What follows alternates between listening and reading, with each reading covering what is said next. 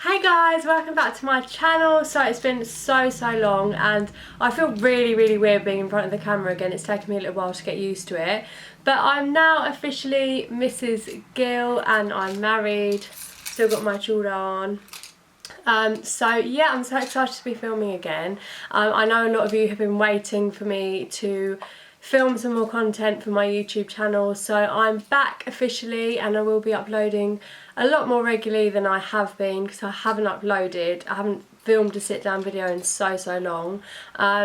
If you haven't already seen my wedding vlog and my wedding highlights video, then I'll leave the links below because you've missed out. So I did post those after my wedding just so that you guys could see where I've been, that I've just got married and what my wedding was like.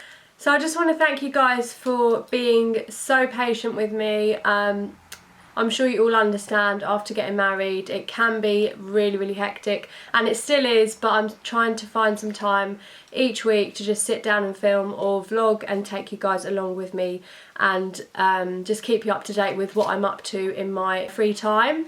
So what I will be filming today is my vendor review video. So I'm just going to talk through which vendors I used for what, and also what I thought of them and their price, like approximate prices.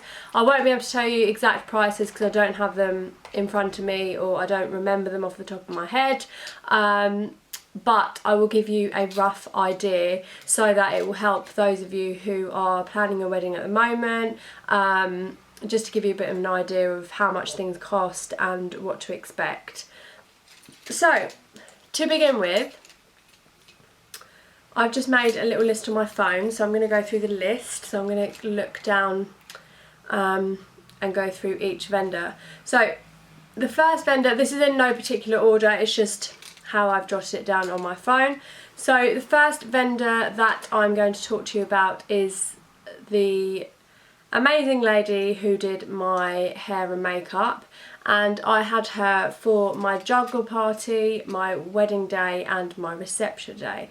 So I actually used Blue Rose Artistry to do my hair and makeup for my wedding, and she was absolutely amazing. Like, each and every look that I told her, each and every look that I envisioned in my head, she just like went over and beyond. Like, she was so amazing, and I got on with her really well as well. She was so lovely, and the time just went so quickly when we were getting ready. Like, you know, you don't realise that you're sitting there for 2 hours. Before you know it, you're ready. It doesn't feel like you're sitting there for 2 hours, and it was just such a nice process. On my wedding morning, she brought me a coffee. She asked me what my favourite coffee was from Tim Hortons, and I told her, and she brought that for me in the morning of the wedding, which was really lovely of her. Although I was really nervous and I couldn't finish my coffee. It was really good. So for those of you who don't know, and you're in the UK or you're from the UK,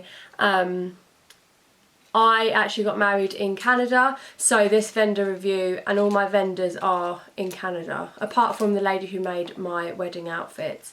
Everyone else is based in Vancouver, so you might not find this helpful, but you might find the pricing side of it helpful, I don't know. So just to give you a heads up. So yeah, I use Blue Rose Artistry, Sohal.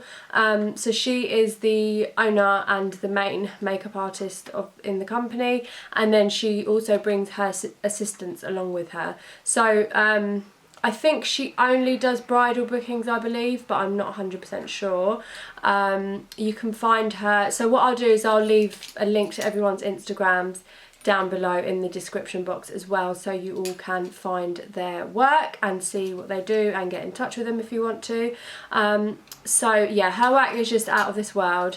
So I think I paid, do not quote me on this, and of course prices change all the time, so I definitely recommend to contact each and every vendor before you book, because their prices will have changed from when I booked them, because a lot of the vendors that I actually booked 1.5 years or 2 years in advance. So I think I paid from maybe $1,500 to $2,000 per event. The pre-wedding event is slightly cheaper just because it's the pre-wedding event, and then the wedding day and the wedding reception are the same price, and that just includes, so her price includes everything. The only difference is for the pre-wedding day you have to get ready in her studio, which is absolutely fine, like it's just your pre-wedding event and I didn't have a problem with that.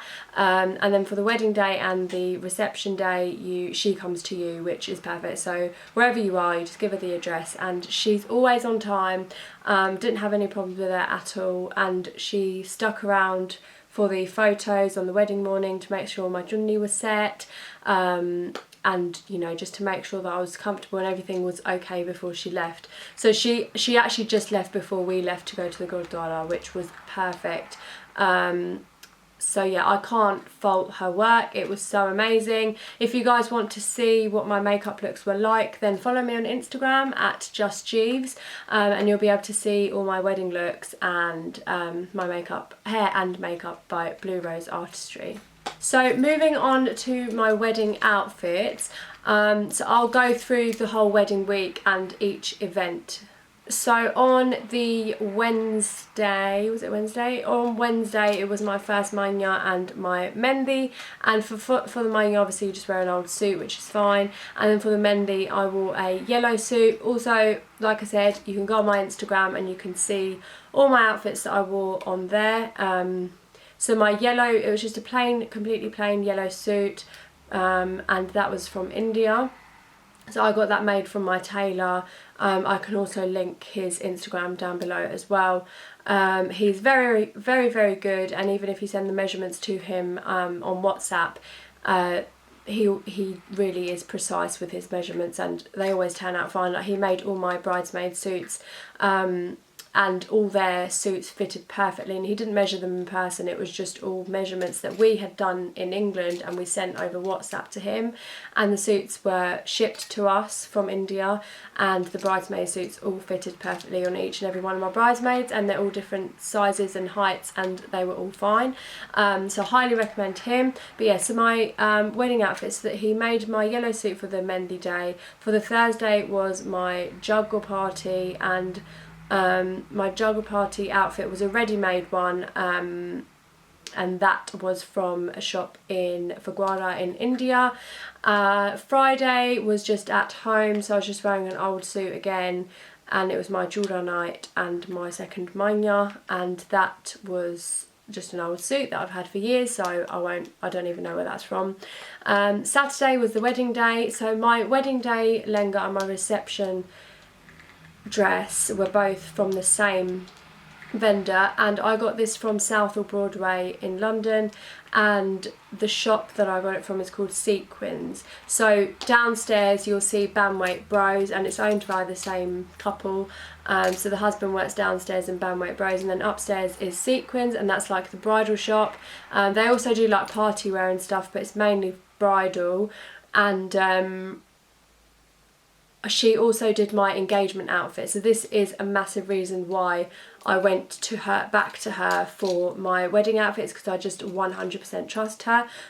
Highly recommend her. So much, so worth the money that you pay, and you just know that what you ask for will be what you receive. So I went to her for the wedding day one, and so that was my red lehenga and my champagne gold dress that I wore to the reception. She made both of those from scratch. It wasn't a outfit that was already on the shelf. It was made from scratch, from designs, from spending hours and hours in the shop. She'd literally dedicated so much time to just me. She'd block out, you know, even half a day if she needed to spend that time with me, to go through everything that we wanted, from colours to materials. So we looked at different colour swatches, different material swatches, different embroidery swatches, to finally perfect that final piece that I had in mind. And the same for the reception one. So we did it on different days because it would have just been too much and too overwhelming to do in one day. But she's just so good. Her name is Jasleen, and she owns the place with her husband. She works upstairs, and honestly she's so amazing. I can't say anything bad about her either. My outfits were much better than what I expected. Not that I expected any less of her, but it's just that when you have a vision in your mind, you kind of expect to see that same vision, that same piece that you visioned in your mind. But if you see something better, it's like, oh my god, like how is this better than what I've envisioned? Like, it's crazy. So yeah, she's so good. To be honest, I can't tell you the prices because you would have to go in there, and it totally depends on the kind of piece that you're looking for. Mine were completely custom made, so they were very pricey. If you want an idea of prices, it is more pricey than Mongers, but I just did not trust Mongers at all. So I did go into Mongers for inspiration, but it was just not what, I just couldn't trust their customer service. They did my husband's Sharani for the wedding day, and at one point we thought they'd lost it because they just couldn't find it for hours and hours in their stock room, and that's just not something you want to worry about as a bride. So I would definitely say go for someone you trust over somewhere where you're just getting it cheaper or saving a bit of money. If your outfit is somewhere where you're willing to risk and save a bit of money, then fine, but I didn't want to risk that for my outfits because honestly I just can't deal with the stress of that. So that's why I went with Jasleen, because I know how much she did such a good job with my engagement outfit, so I knew she would do the same for my wedding outfits. And now honestly she's more than just someone who made my wedding outfit. She's really a friend of mine and my mum's and my sisters and my cousins. So all of us that went to my wedding outfit fittings, we became really, really close to Jasleen, and she's such a lovely person as well. And you really enjoy your time with her in the shop. Like, it's a really enjoyable experience, and yeah, I honestly don't have anything bad to say about her. Next, moving on to the tents. So for the wedding we had tents that we'd rented houses in Canada for the weddings. So my husband and his family had a rental property, and then my family and me had a rental property. So they were the wedding houses, and then at the wedding houses we had tents in the back gardens, and the tents were for obviously the functions that took place in the house. So for example, the lady sangeet, the mendi, the manya. So we had tables and chairs set outside in the tents, and for that we used D&H Tent House. Now this is a really, really well-known company in Canada, so I thought I could completely trust them and that everything would be absolutely fine, and it's money well spent. However, that was not the case. So this is actually a vendor that I was really, really unimpressed with, and I do not recommend them to any bride unless you want to be severely stressed out the day before all your festivities begin.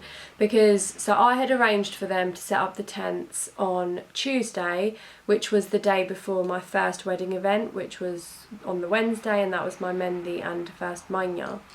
So they were supposed to arrive at my house first and do my tent at 9 AM, and then from my house go to the groom's house, my husband's house, and do their tent, and that was supposed to be done by 11 AM or midday.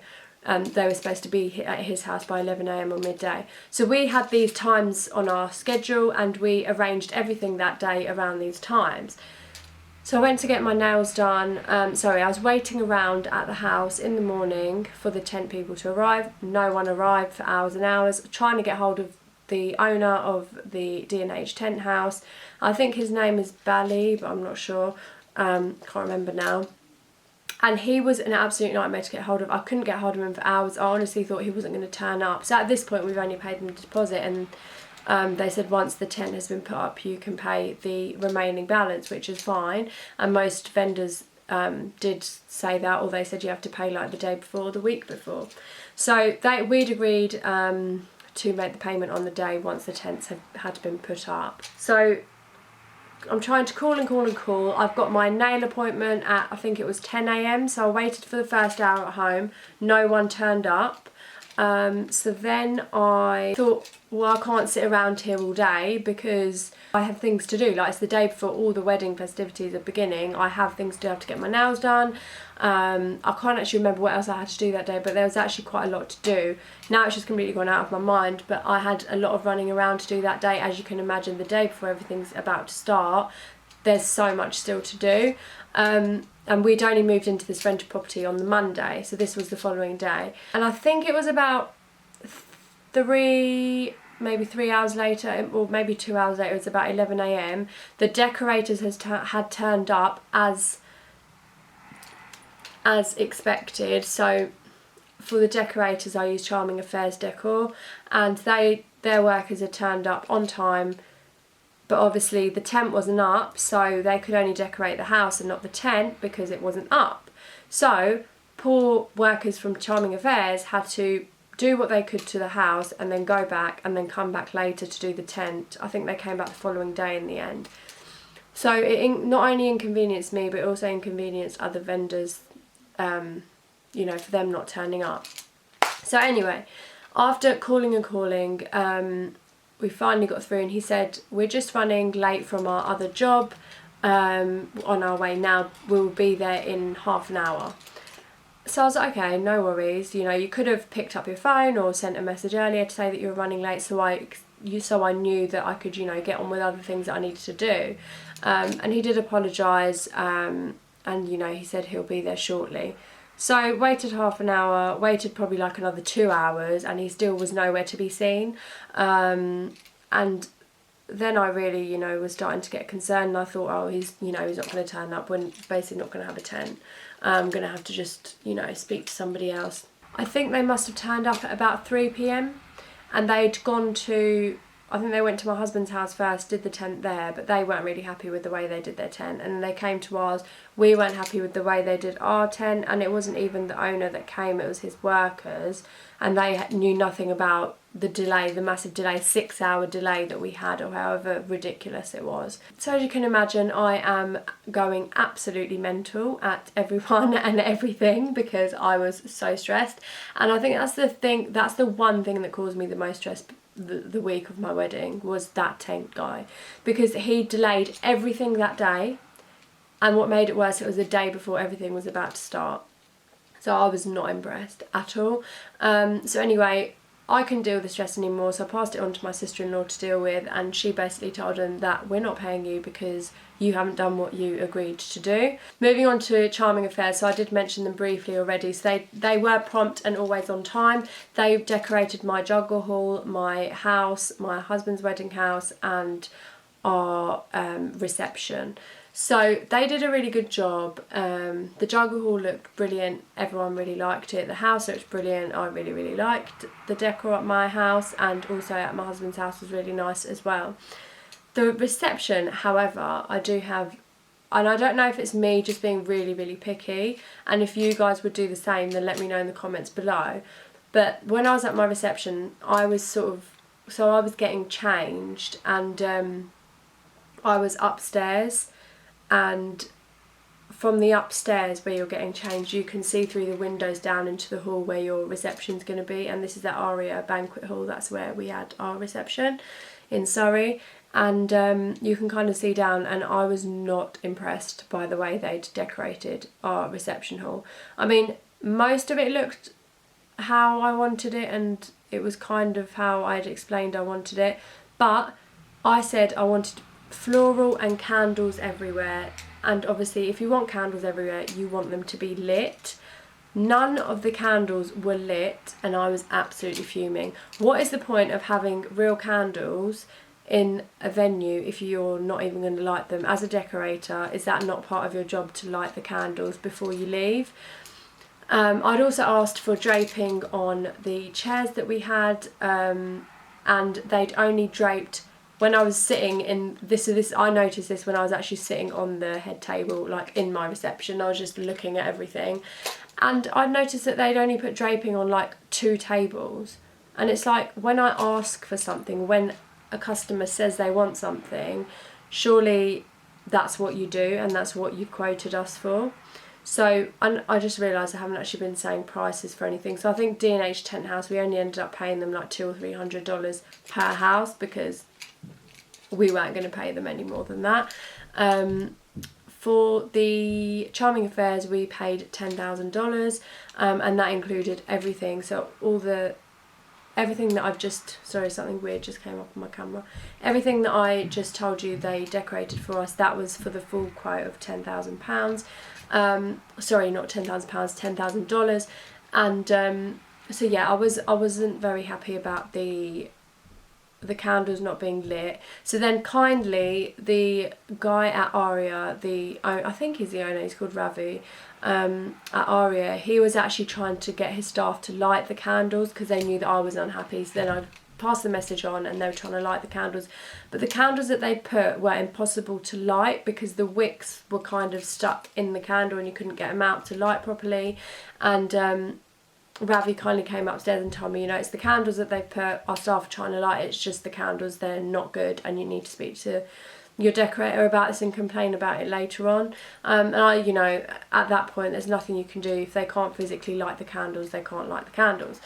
And in the grand scheme of things it's really a minor, but when you pay that kind of money you obviously want everything to be exactly how you've described.